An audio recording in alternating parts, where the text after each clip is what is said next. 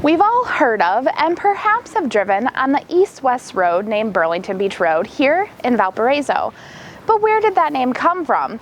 Is there or was there an actual Burlington Beach? The answer is yes and yes. There is, was, and kind of still is a Burlington Beach. However, if you go back to the mid-1800s to the early 1900s, you'll find much more than just a beach.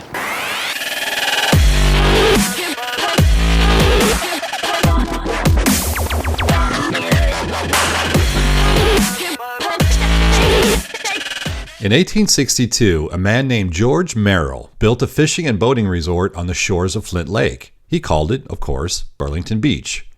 In 1902, Charles Spetch purchased the property and built a larger facility. He called it the Willows Resort. About the turn of the century, Mr. John McQuiston owned the east side of Flint Lake, including the Burlington Beach area. He built a resort and named it Sheridan Beach Hotel. He operated steam launches on Flint and Long Lakes. On the site of the old Burlington Beach Willows, a 50-room hotel was constructed in 1905 by McQuiston. In 1906, he sold it to Sigmund Freund of Chicago and renovated the hotel.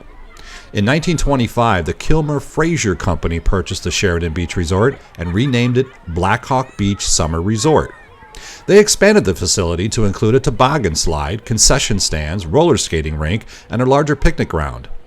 In an interesting anecdote, on July 20th, 1913, aviation pioneer Tony Janus announced he would give an exhibition on Wahab Lake. A large crowd had assembled for the flight, but Janus was unable to get the airplane to fly because Wahab Lake was too small.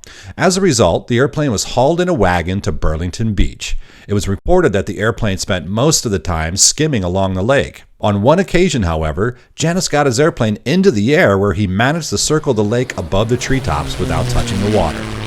It was rumored that some of those in the crowd thought that the railroad officials had purposely arranged the event in such a way that people had to be transported between Wahab Lake and Flint Lake on the interurban, thus increasing the railroad's business.